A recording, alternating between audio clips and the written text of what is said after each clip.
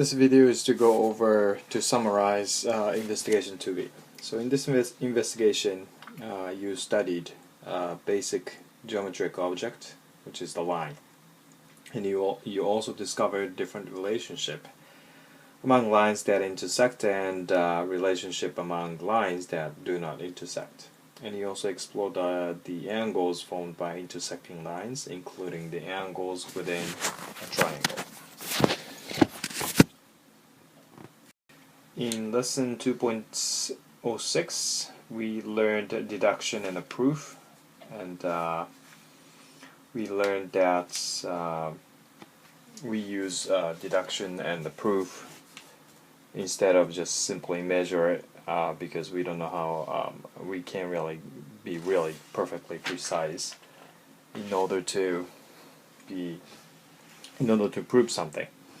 Theorem 2.1 was the vertical angles theorem. So if you have any vertical angles, the angle opposite is always the same. So if this angle is, let's say, 60 degrees, then the other one has to be 60 degrees. That's the vertical angles theorem. And we have learned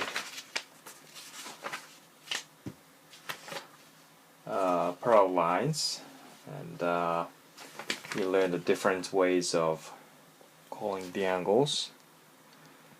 So we had something like this: 1, 2, 3, 4. We have parallel lines and transversal. 5, 6, 7, 8. And we use this notation to say these two lines are parallel, and the line cuts through those two parallel lines. We call that transversal. And any pair of angles such as 3, 6 or 4, 5, we say alternate interior angles. And any angle such as 1, 5 or 3, 7 or 2, 6 or 4, 8, we say corresponding angles. And also we say 1, 4 or 3, 2 or 6, 7 or 5, 8, that's vertical angles. And 1, 2 or 1, 3 or 3, 4, we call that consecutive angles. 5, 6 or 7, 8. Or we can do 5, 7 as well. And we also learned AIP theorem. That means if alternate interior angles are corresponding, for example 3 and 6 are corresponding, then these two lines must be parallel to each other. Or if 4 and 5, which is another pair of alternative interior angles, if these two are congruent, then the line has to be parallel. And a PAI theorem also refers that if two lines are parallel, then alternate interior angles has to be parallel. So if these two lines are parallel, then angle 3, 6 has to be parallel, and 4, 5 has to be parallel. So AIP theorem and PAI theorem are converse to each other.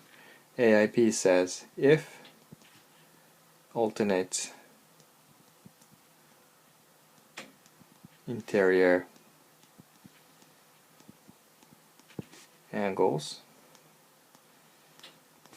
are congruent, then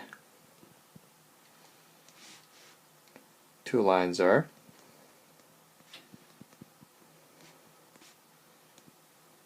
parallel.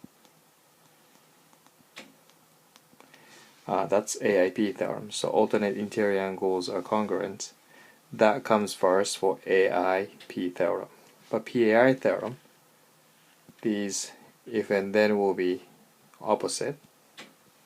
So you say if two lines are parallel, then alternate interior angles are congruent. So parallel line P comes first before AI. And also we have learned the parallel postulate. Parallel postulate tells us that if we have one line let's say we have a point.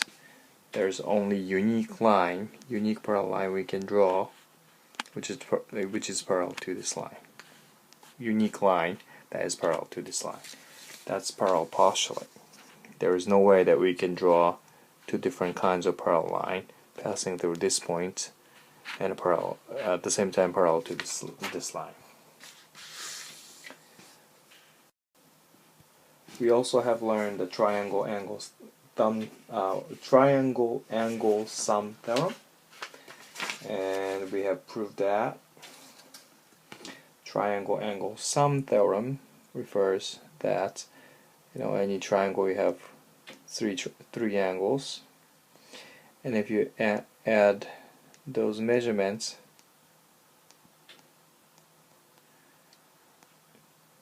it's always 180 degrees.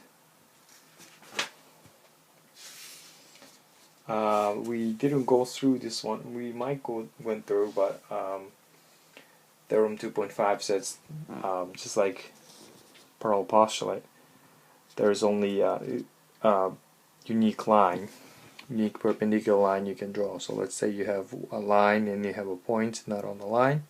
There's only one way you can draw a perpendicular line passing through that point.